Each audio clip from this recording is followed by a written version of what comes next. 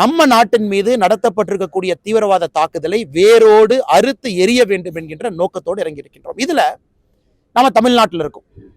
தமிழ்நாட்டில் இருக்கக்கூடிய நம்முடைய பார்வை கொஞ்சம் வித்தியாசமா இருக்கும். பாரத நாட்டின் மீது பற்று நமக்கு இருக்கு. ஆனாலும் நம்ம பார்டரில் இல்லை, நம்ம பாகிஸ்தானுடைய மிசைல் ரேஞ்சில் இல்லை, நம்ம பாகிஸ்தானுடைய ட்ரோன் ரேஞ்சில் இல்லை, நம்ம பாகிஸ்தானுடைய ஷெல்லிங் ரேஞ்சில் 3 இடத்திலும் நம்ம இல்லை.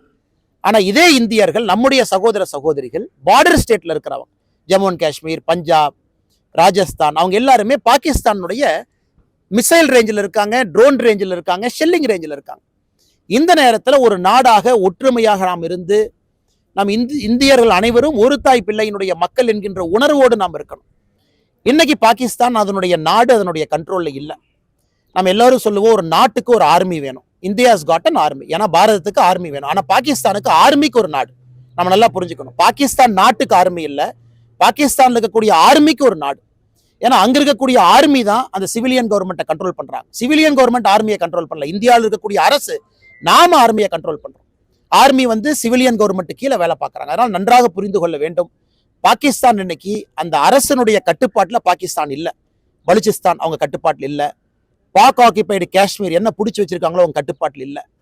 பாகிஸ்தான் நேத்து international monetary fund IMF $1 billion கடன் வாங்கி தான் வண்டியே ஓட்டுறாங்க. நேத்து IMF $1 பில்லியன் கடன் கொடுக்கலன்னா இன்னைக்கு பாகிஸ்தான் அவங்களுக்கு எலக்ட்ரிசிட்டி கிரிட்ல பவர் ஜென்ரேட் பண்ற கூட காசு இருக்காது. அதனால் பாகிஸ்தானை பொறுத்தவரை அது ஒரு பெரிய நாடே கிடையாதுங்க, ஒரு சின்ன நாடு. இந்தியாவுடைய பொருளாதார திறன்ல 12ல் 1 மடங்கு ஒரு பங்கு இருக்கக்கூடிய நாடு. ஆனால் பாகிஸ்தான் அவர்கள் முடிவெடுத்துக் கொள்ள வேண்டும். இந்தியாவோட தொடர்ந்து இந்த மாதிரி ஒரு விஷயத்துக்கு வர்றாங்க, அவங்க எக்ஸ்கலேட் பண்றாங்க, அவங்க சிவிலியனை கொள்றாங்க, அவங்க மிலிட்டரி இன்ஃப்ராஸ்ட்ரக்சர் அடிக்கிறாங்கன்னா பாகிஸ்தான் என்கின்ற நாடு வரைபடத்தில் இருக்காது என்பது உங்களை போன்ற சாதாரண மனிதர்கள். ஏன்னா நம்ம அவ்வளவு பலமா இருக்கும். நம்ம நினைச்சோம்னா பாகிஸ்தானை ஒண்ணும் இல்லாம பண்ணிடலாம். ஆனாலும் மோடி அவர்கள் அறத்தின் அடிப்படையில் அந்த போர் இருக்கு. நம்ம பாகிஸ்தானை எதையுமே போய் தாக்கலையே. நம்ம மிசைல் விட்டு பாகிஸ்தானுடைய மிலிட்டரி இன்ஃப்ரா எதுவுமே அடிக்கல. அவங்க ட்ரோன் அடிக்கிறதுனால நமக்கு வேற வழி இல்லை. அவங்களுடைய ஏர் டிஃபென்ஸ் சிஸ்டத்தை நம்ம டேக் ஆஃப் பண்ணியிருக்கோம். லாகூர்ல இருக்கக்கூடிய சைனா கொடுத்திருக்கக்கூடிய ஏர் டிஃபென்ஸ் சிஸ்டத்தை நாம எதுக்கு அடிச்சோம்?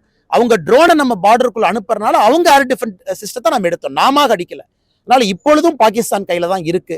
இதை அவங்க எக்ஸ்கலேட் பண்றாங்க, இதை மிலிட்டரி கன்ஃபரன்டேஷனாக கொண்டு போறாங்கன்னா என்னை பொறுத்தவரை பாகிஸ்தான் என்கின்ற நாடு வரைபடத்தில் இருக்காது என்பதுதான் என்னுடைய தாழ்மையான கருத்து.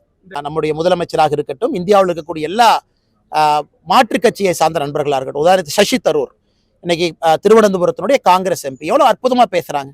இன்டர்நேஷனல் மீடியா எல்லாம் பாருங்க, ஸ்கை நியூஸ்ல, BBCல மிக அற்புதமாக இந்திய அரசு எடுத்திருக்கக்கூடிய நடவடிக்கை என்ன நம்ம செய்யறோம், எதுக்கு செய்யறோம் அப்படிங்கிறத ஒரு காங்கிரஸ் கட்சியை தான் சசி தரூர், அவங்க பார்லிமெண்ட்ல இன்னைக்கு எக்ஸ்டர்னல் அஃபேர்ஸ் அந்த ஸ்டாண்டிங் கமிட்டி சேர்மனா இருக்கிறாங்க. இருந்தும் இன்னைக்கு கட்சியெல்லாம் தாண்டி சசி தரூர் நிற்கிறாங்க. அது நம்முடைய காங்கிரஸ் கட்சியை சார்ந்த சில முதலமைச்சர்களாக இருக்கட்டும், மாற்று கட்சி நண்பர்கள் ஓவாசி எடுத்துக்கலாம். நமக்கும் அவர்களுக்கும் MIM கட்சியினுடைய தலைவர் எத்தனையோ மாற்று கருத்துக்கள் இருந்தாலும் பாகிஸ்தானை எதிர்க்கக்கூடிய விதத்துல எல்லாரும் ஒன்னா இருக்கிறாங்க. ஆல் பார்ட்டி மீட்டிங்ல எல்லா கட்சியும் ஒன்னா இருக்கிறாங்க, திமுக உட்பட. அதனால் தமிழகத்துல முதலமைச்சர் அவர்கள் நான் ஒரு பேரணி எடுக்கிறேன், முன்னாள் ராணுவ வீரர்களை கூட அழைச்சிட்டு போறேன், நான் இதை செய்ய போறேன் அப்படின்னா அது வரவேற்கிறது தான், தவறு கிடையாதுங்கண்ணா. அதே நேரத்தில் முதலமைச்சர் அவர்களும் இந்திய அரசுக்கு இந்த நேரத்தில் முழுமையாக தன்னுடைய கோஆபரேஷனை கொடுக்கணும் அப்படிங்கிறதும் என்னை போன்ற மனிதர்களுடைய ஒரு வேண்டுகோள், ஒரு எதிர்பார்ப்பு. தமிழக அரசு இந்த 4 ஆண்டு சாதனை ஆனா 4 ஆண்டு சாதனைகளை பொறுத்தவரை இன்னைக்கு நாம விலாவரியா பேசணும்னா அதுக்கு ஒரு தனி பிரஸ் மீட் வச்சு பேசணுங்கண்ணா. இது வேதனையான 4 ஆண்டுகள். பொருளாதாரத்துல தமிழ்நாடை பொறுத்தவரை பின்னோக்கி போக ஆரம்பித்திருக்கின்றோம். இன்னைக்கு இதை பேச வேண்டாம்னு நினைக்கிறேங்கன்னா, இன்னைக்கு இருக்கக்கூடிய சூழ்நிலை, நாட்டினுடைய சூழ்நிலை, இந்தியா பாகிஸ்தான் இந்த போர் மூலக்கூடிய அந்த அபாயமான அந்த சூழ்நிலையில் இன்னைக்கு பேச வேண்டாம்னு நினைக்கிறேங்கன்னா, நிச்சயமா பத்திரிகை நண்பர்களை இதெல்லாம் முடிஞ்சதுக்கு அப்புறம் நான் பேசும்போது, ஏன்னா இன்னைக்கு நான் பேசும்போது அது பொலிட்டிக்கல் அட்டாக் அது மாறிச்சுன்னா தப்பா போயிடும். நம்ம ஆதாரத்தின் அடிப்படையில் பேசினாலும் இன்னைக்கு அந்த அரசியல் பேசலாங்கிற கெட்ட பேர் எனக்கு வந்துடும். நிச்சயமா வருகின்ற காலத்தில் நம்ம இதை பத்தி டீட்டெயிலா பேசுவோம். நன்றி. செய்திகளை உடனுக்குடன் தெரிந்து கொள்ள கீழ்கண்ட கேபிள் மற்றும் DTH நெட்வொர்க்குகளில் எம்நாடு செய்தி தொலைக்காட்சியை காணுங்கள்.